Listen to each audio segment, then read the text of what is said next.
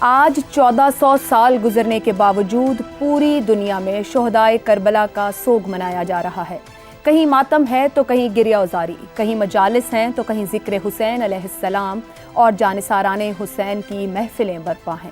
حسینیت پورے جاہو جلال سے زندہ و پائندہ ہے، جبکہ یزیدیت شرمندہ اور روبہ زوال ہے۔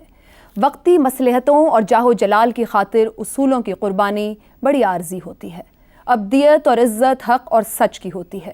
یہی کربلا کا پیغام ہے۔ کربلا کے شہیدوں کی لازوال قربانیوں نے حسینیت کو زندہ رکھا ہے، چونکہ حسینیت ایک استعارہ ہے، قربانی کا، ایثار کا، جرت کا، صبر و رضا کا، حریت فکر اور جانثاری کا، علم و حلم اور بلند کرداری کا، دین کی پاسبانی اور ملت کی ساجداری کا، شجاعت اور بہادری کا، حق اور اصولوں کی پاسداری کا، اپنے نانا کے دین سے وفا اور بلند کرداری کا۔ سیدنا حسین علیہ السلام نے اپنی اور اپنے خاندان کی قربانی دے کر اسلام کو بچایا بھی اور اسے زندہ بھی رکھا، جبکہ یزید کا نظریہ اور فلسفہ جلد ہی گہنا گیا بلکہ ڈوب گیا۔ آج یزیدیت ندامت، ناکامی، ہزیمت و جبر اور فسق و فجور، تکبر و نخوت اور ظلم و استبداد کا ایک استعارہ اور نشان ہے۔ امام حسین رضی اللہ تعالیٰ عنہ شہید ہو کر امر ہو گئے اور یزیدیت وقتی فتح کے باوجود فنا اور غرق ہو گئی۔ یہی پیغام کربلا ہے۔ حضرت امام حسین علیہ السلام کی اس عظیم الشان قربانی کے بہت سے تقاضے ہیں جنہیں ہم سب کو پورا کرنا چاہیے۔ آج امت مسلمہ تفرقہ بازیوں میں پڑی ہوئی ہے۔ مسلمان ایک دوسرے کے خون کے پیاسے ہو رہے ہیں۔ نواسہ رسول، جگر گوشہ بطول حضرت امام حسین علیہ السلام نے جس عظیم مقصد کے لیے قربانی دی، ہم اس مقصد کو بھول کیوں رہے ہیں؟ پاکستان سمیت آج دنیا کے کتنے مسلمان معاشرے ہیں جہاں پر رواداری، فرقہ وارانہ ہم آہنگی، مساوات، ایمانداری، حکمرانوں کی جواب دہی، احتساب اور سب سے بڑھ کر انسانی حقوق کا نظام موجود ہے؟ اگر ان سوالوں کا جواب نفی میں ہے تو پھر کیا آج حسینیت کے پیغام کی روح پر عمل کرنا ہی ان تمام کے تمام مسائل کا حل نہیں؟ اسی پر گفتگو کریں گے۔ ہمارے ساتھ موجود ہیں افتخار احمد، ابصار عالم، زیغم خان اور عامر ضیاء صاحب آج ہمارے ساتھ پروگرام کا حصہ ہیں۔ عامر ضیاء صاحب بہت شکریہ آپ کا۔ اسی پورے صورتحال کیا کہے جائے، 1400 سال بعد بھی جب ہم کہتے ہیں کہ حسینیت زندہ ہے اور اس کے ساتھ ہم سب کو چلنا ہے اور یہی ہماری زندگی کا آگے بڑھنے کا راستہ اور طریقہ ہے، تو اسی پر سوال ہے اور آج مسلمانوں کے جو حالات ہیں وہ کیوں ہیں؟ حسینیت کے نام لیوا مسلمان معاشرے حسینیت کے پیغام پر عمل کیوں نہیں کر پا رہے؟ ابصار صاحب، میں نے کچھ باتیں یہاں آخر میں آ کے جو کہیں، ہمارے جو مسائل ہیں ہم اس طرف بڑھ کیوں نہیں پا رہے؟ تحریر زیادہ اور عمل کم ہے، اور کیا راستہ وہی ہے؟ راستہ تو وہ نہیں ہے، تقریر اور عمل کا راستہ الگ الگ ہوتا ہے۔ تقریر اس وقت ضروری ہوتی ہے جب آپ نے جنگ میں داخل ہونا ہو، اپنے ٹروپس کی، اپنے گروپ کی، اپنے گروہ کی حوصلہ افزائی کے لیے آپ ایک تقریر کرتے ہیں، اور پھر آپ جب جنگ میں جاتے ہیں یا عمل کے راستے پہ چلتے ہیں تو عمل کا راستہ مشکل ہوتا ہے۔ لیکن بدقسمتی سے ہمارے ہاں جو اشرافیہ ہے،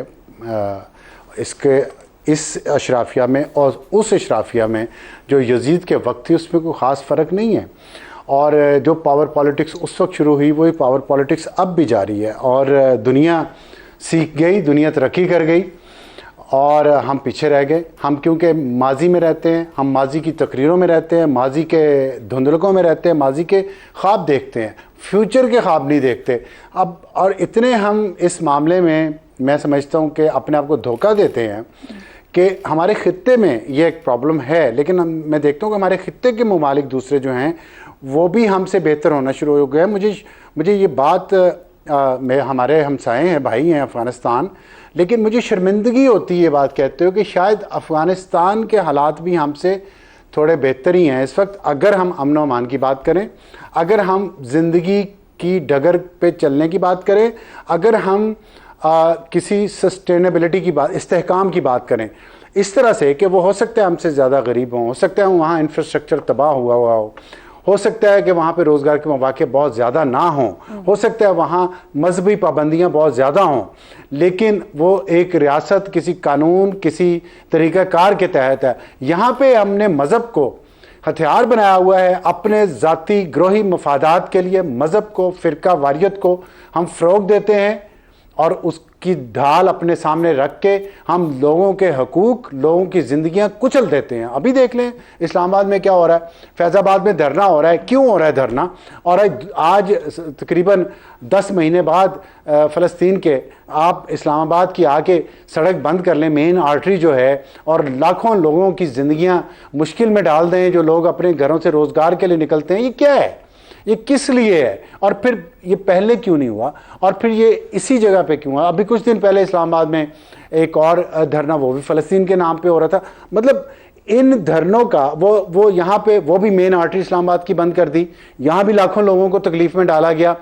جو مشتاق صاحب نے کیا تھا اس میں 2 بے گناہ مارے گئے کیونکہ ایک شخص گاڑی پہ سوار تیزی سے آ رہا تھا، اس نے دیکھا نہیں. اس سے مجھے بتا دیں فلسطین کے کاز کو یا کشمیر کے کاز کو کیا فائدہ ہوتا ہے اپنے لوگوں کی زندگیاں مشکل میں ڈال کے؟ میں روزانہ یہ واٹس ایپ پہ میسیجز صبح بہت سارے لوگوں کے ریسیو کرتا ہوں. اس میں شروع دعا یہ ہوتی ہے کہ یا اللہ فلسطین میں اور کشمیر میں مسلمانوں پہ رحم فرما. دیکھیں اللہ تعالیٰ نے بھی اس قوم کی حالت نہیں بدلی جو اپنی حالت خود بدلنا نہ چاہتا ہو. بچپن سے یہ دعائیں سنتے آئے ہیں مسجدوں میں، عمل کچھ نہیں ہے، دعائیں ہیں، تقریریں ہیں. لوگوں کو بھر دو غصے سے، نفرت سے، جذبات ان کے بھڑکا دو تاکہ اپنے حلوے مانڈے چلتے رہیں. تو جب کال و فیل میں اتنا تضاد ہوگا تو وہی ہوگا جو ہمارے ساتھ ہو رہا ہے. اس میں کوئی حیرانگی والی بات نہیں ہے. اپنے آپ کو ہمیں ذہنی جسمانی طور پہ تیار کرنا چاہیے مزید مشکلات کے لیے، کیونکہ یہ گھڑے ہم نے خود کھودے ہیں. ٹھیک ہے، جب ہم کہتے ہیں کہ ہم حسینیت کے ساتھ چلنے والوں میں ہیں تو وہاں قول و فعل کا تضاد نہیں تھا. عامر ضیاء صاحب، جو مسلمان معاشرے پھر خاص طور پر اپنے ہی معاشرے کی بات کر لیجیے، بنیادی اصول ہیں جو عدم رواداری اور عدم برداشت جو ہونی چاہیے، برداشت کریں، رواداری ہو، ہم اس کے الٹ چل رہے ہیں. بنیادی وجوہات کیا ہیں اور کیوں ہیں؟ یہ عائشہ صاحب بات یہ کہ جیسے آپ نے شروع میں اپنے تذکرہ کیا تھا کہ ہمارے قول و فعل میں تضاد بھی ہوتا ہے اور ہم زبانی جمع خرچ زیادہ کرتے ہیں. آپ مسلم معاشروں کی تاریخ اگر اٹھا کر دیکھیں تو یا سماج کی یا ریاستوں کی، تو اس میں یہ کنٹرڈکشن، یہ لڑائی ہمیشہ سے جاری اتاری ہے. یعنی کہ زبانی طور پہ، زبانی جمع خرچ کے طور پہ تو ہم لوگ بہت امام حسین کی قربانی کا تذکرہ کرتے ہیں، اس پر ہم مطلب ماتم کرتے ہیں، آنسو بہاتے ہیں، اور بالکل صحیح کرتے ہیں. لیکن جب اس کا ایک ہوتا ہے کہ اس کا امتحان ہوتا ہے اپنی زندگی میں، اس میں ظاہر ہے کہ ہم لوگ وی آر فاؤنڈ وانٹنگ. ہمیشہ یہ رہا ہے، زیادہ تر یہ رہا ہے. اور اس کا اطلاق آپ کو ہر دور میں ملے گا کہ ہمیشہ جو ظالم سلطان تھا اس کے مدہ بے شمار تھے، اس کی تعریف کرنے والے بہت تھے. وہ بدعنوان ہو، وہ جابر ہو، وہ کسی کا حق سلب کر کے بیٹھا ہو، اس نے ان لوگوں کو نشانہ بنایا ہوا ہو کہ جو مطلب معصوم ہیں، بے گناہ ہیں، ٹھیک ہے نا، جو سچ کے راستے پہ چلنا چاہتے ہیں. تو یہ جو کہانی ہے بار بار مسلم معاشروں میں دہرائی جاتی رہی ہے، اور وہ آپ کو ہمارے ارد گرد آج بھی نظر آتی ہے. اور وہ آپ کو مطلب آپ اٹھا کے دیکھ لیں، جتنے 50 سے زیادہ مسلم ممالک ہیں ان میں کم و بیش یہی چیز ہے. 19ویں صدی کا اسلامی دنیا ہو، 18ویں صدی کی ہو، اس سے پہلے کی آپ دیکھ لیں، آج کی 21ویں صدی کی دیکھ لیں، اس میں یہ ہمارے ایک مشترکہ دکھ رہا ہے. اور حالانکہ ہم کہتے ہیں کہ جی مطلب ہے کہ یزیدیت ہار گئی، لیکن میں سمجھتا ہوں کہ یزیدیت جو ہے کسی نہ کسی طور پہ زندہ ہے، اور وہ شریف لوگوں کا امتحان لے رہی ہے مسلسل. اور یہ چیز جو ہے مطلب ہے کہ جو بھی مطلب ہے ان کے نام لیوا ہے حضرت امام حسین، تو سارے ہی مسلمان ہیں، اس میں کوئی تفریق نہیں ہے، اس میں کوئی فرقہ واریانہ اس کے اندر تقسیم نہیں ہے.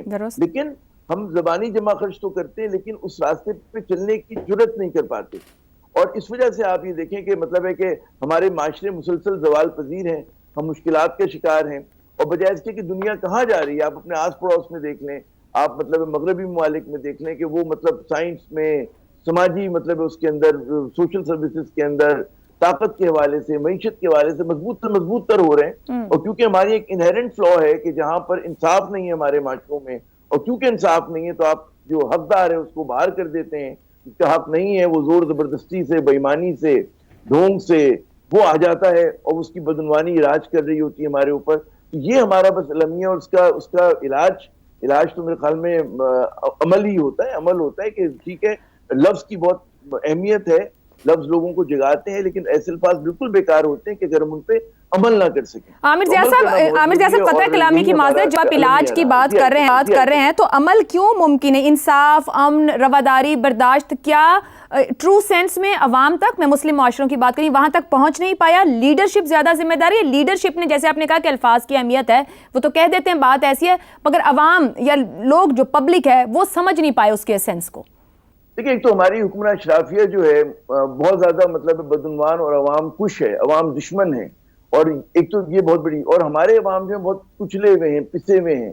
پھر دوسری بات یہ کہ ہمارے یہاں پھر موقع پرستی آ جاتی ہے، ہمیں پتہ ہوتا ہے کہ جی غلط چیز ہو رہی ہے تو یا تم خاموش ہو جاتے ہیں، یا ہم مطلب تعاون کرنے لگتے ہیں ظالم کے ساتھ، اور ہم آج کل کیا نہیں دیکھ رہے ایسا ہو رہا ہے، بالکل ہو رہا ہے، ٹھیک ہے نا؟ تو یہ چیز جو ہو رہی ہے میں اس کو موقع پرستی انسانی کمزوری پہ، کہ ہم ایک بہتر سماج تخلیق کرنے میں ناکام رہے ہیں۔ صحیح۔ اور بعض قومیں ہوتی ہیں کہ وہ جب ان میں اس طرح کے کانفلکٹ آتے ہیں، یورپ گزرا اس قسم کی کنٹرڈکشن سے کہ آپس میں انہوں نے ایک بار سول وار لڑائی لڑی، اور اس کے بعد انہوں نے اپنے راستے کا تعین کر لیا۔ ہم لوگ ابھی تک راستے کا بھی تعین نہیں کر سکے، ہمیں پتہ بھی نہیں کہ ہمیں کہاں جانا ہے، ہم تھوڑا بہت جہاد کرتے ہیں پھر ہم دپک کے بیٹھ جاتے ہیں، حتیٰ کہ آپ دیکھیں مسئلہ کشمیر تک پہ، مسئلہ فلسطین پہ بھی مطلب ہے ہمارا، ہم ذرا سے فلرٹ کرتے ہیں پھر ہم پیچھے ہٹ جاتے ہیں، ہم نہ جنگ کی قیمت دینے کو تیار ہیں، نہ ہم امن کی قیمت دینے کو تیار ہیں، ٹھیک ہے نا؟ تو وہ جو ایک ہماری اپنی منافقت ہے، اور ہم سب کی ہے یہ، اس میں کوئی مطلب یہ نہیں کہہ سکتا کہ جی میں نہیں ہوں اور یہ شخص ہے، میرے خیال میں ہم سب موقع پرست ہیں کسی نہ کسی حوالے سے، زیادہ تر لوگ ہمارے، اور وہ چیز جو ہے ہمارا قومی کریکٹر مزاج کو ڈیٹرمن کر رہی ہے۔ درست ہو گیا۔ ہم بہتر سماج تشکیل دینے میں ناکام ہیں، عامر صاحب کہہ رہے ہیں، کیونکہ ہم خود کہیں نہ کہیں سبھی کا کوئی نہ کوئی کردار ہے کہ موقع پرست ہو جاتے ہیں، خاموشی اختیار کرتے ہیں۔